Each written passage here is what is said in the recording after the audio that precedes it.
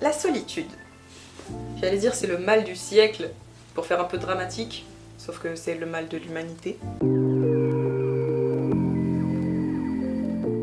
La solitude. Pourquoi j'ai envie d'en parler? Bah parce que j'ai un peu une histoire compliquée, enfin comme plein de gens avec la solitude, enfin compliquée ça va, hein, soyez pas trop dramatique, mais un peu quand même. Et que depuis que je vis seule, bah je me suis très rarement sentie seule. Et du coup je me suis dit que ce serait intéressant d'en parler et que ça aiderait plein de gens. Petit résumé de mon rapport à la solitude. Je me sens seule depuis assez longtemps, depuis que je suis petite des fois, parce que je suis pas quelqu'un d'autant sociable que pas mal de gens, tu sais les gens qui ont des groupes d'amis de genre 15 personnes et qui se voient tous les week-ends et tout, bah moi j'ai jamais eu ça. Et du coup, tu sais, vu que je suis née à la fin des années 90, j'ai grandi avec internet, et c'est-à-dire que j'ai grandi avec les gens qui mettaient leur vie en scène sur internet.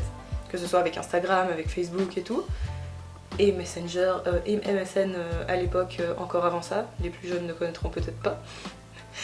Mais c'est-à-dire que les gens ont toujours voulu montrer sur internet leurs meilleurs atouts, enfin leur meilleure vie et tout, et moins les côtés négatifs.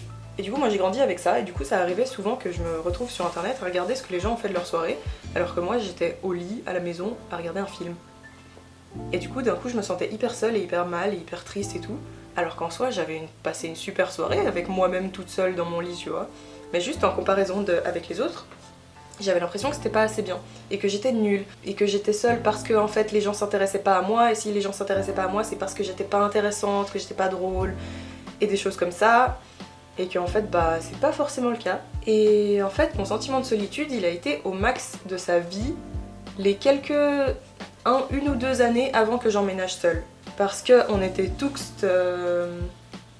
en bachelor ou en master, enfin dans nos études, et puis les groupes de potes qu'on avait au collège et au gymnase et tout, ils commençaient à se délier.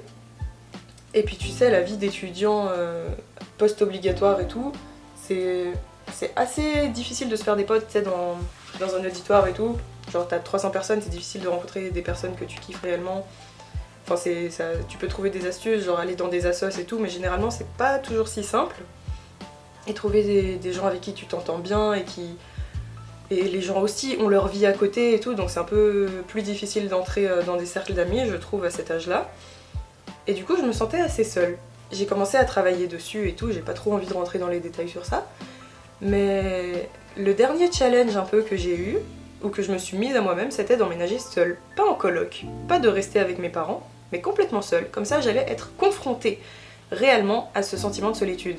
D'être souvent seule chez moi et de voir comment je me sens. Et d'être comme ça obligée d'apprécier ma propre compagnie et de développer une relation avec moi-même que j'avais déjà, mais de renforcer ça et de me forcer à ne pas me sentir mal si je vois d'autres gens s'amuser et que moi je suis en train de m'amuser chez moi, ou avec une ou deux personnes, ou alors toute seule, parce que c'est bien aussi.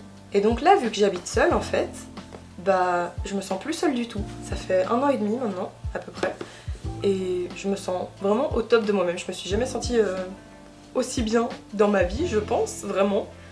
Et en fait, c'est parce que j'ai l'impression que j'ai été forcée de me confronter à toutes ces choses que j'évitais avant, où genre, tu sais, je me sentais seule et j'allais voir quelqu'un, alors que là, je suis seule, et c'est tout. Ou alors, je me sentais seule, j'allais voir ma mère, et maintenant, bah, ma mère, elle est pas là.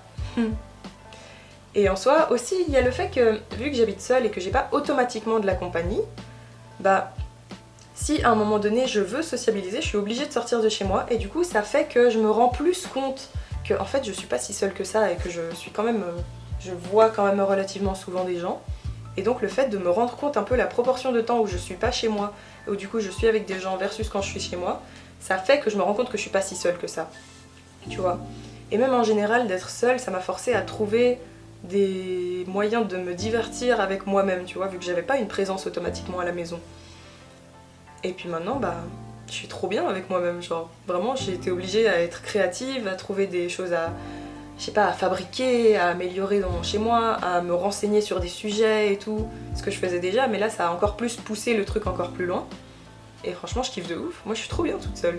J'ai plus aucune peur de ça, et même, maintenant, je suis fière d'avoir développé ce rapport où je suis contente d'être toute seule, parce que je vois un peu plus, et j'en ai discuté avec pas mal de gens, qu'en fait, il y a plein de gens qui ont peur aussi d'être seuls et c'est pour ça qu'ils ont des grands groupes d'amis ou qu'ils vont tout le temps voir des gens. En fait, c'est pas parce qu'ils sont mieux que moi ou qu'ils sont plus intéressants ou plus amusants que moi, c'est juste que peut-être qu'ils ont peur d'être seuls aussi à leur manière et que c'est leur moyen de régler le truc. Et peut-être que d'autres personnes qui se sentaient seules aussi ont pu voir ça en moi avant, ou peut-être encore maintenant du coup, à penser que j'étais souvent avec des gens et tout, et que du coup je me sentais pas seule et que j'étais peut-être mieux qu'eux et tout, alors que ben non. Après, un gros avantage aussi, c'est que je peux moi-même décider quand je veux voir des gens, vu que je me sens très bien en étant toute seule. Je vais pas voir des gens parce que je me sens seule et que finalement je m'amuse pas tant que ça et tout. Je vais voir des gens quand j'en ai réellement envie, parce que je sais que ne pas les voir c'est aussi une jolie option, tu vois. Et même les gens qui étaient dans mon quotidien avant, avec qui je vivais, ben je les prends moins pour acquis, parce qu'ils sont pas juste là à la maison, genre pour les voir je dois faire un effort et sortir de chez moi, ou alors leur proposer de venir chez moi et tout. Et du coup bah c'est plus des moments de qualité qu'on passe ensemble, aussi avec mes parents, tu vois. Alors qu'avant, avec mes parents, bah ça arrivait qu'on avait plus une relation conflictuelle, tu sais, genre comme tous les ados et tout. Et maintenant, bah, vu que c'est plus du temps de qualité et qu'on n'est pas sur le dos l'un de l'autre, ben on s'entend encore mieux qu'avant. Après, même au sein des relations, ça apporte des gros avantages d'apprécier ta propre solitude. C'est que ça t'apporte des relations de meilleure qualité, puisque tu sais que, bah, de nouveau, t'as pas besoin de ces relations pour te sentir vibrer ou te sentir vivre, et du coup, les relations que tu accueilles réellement dans ta vie, c'est des relations qui t'apportent vraiment quelque chose, plutôt que juste t'apporter de la compagnie, tu vois.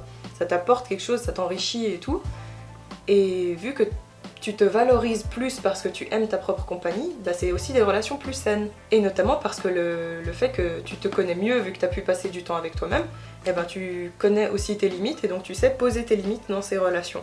Et encore, le fait que tu passes du temps seul, ça permet aussi de te ressourcer avec toi-même, parce que je pense que tout le monde, même les plus extravertis, ont besoin d'un peu de temps seul de temps en temps. Bah le fait que tu passes du temps seul, ça te permet de te ressourcer et du coup t'es plus à l'écoute de toi-même, de quand est-ce que ta batterie sociale est vide et que t'as envie de passer du temps seul, ou alors est-ce que t'as réellement envie de passer du temps avec quelqu'un. T'es plus à l'écoute et c'est un peu moins par défaut ce que tu fais. Je pense que cette vidéo, quand je me sentais le plus seule il y a quelques années, ça aurait été très utile de la voir pour me rendre compte qu'en fait tout est relatif.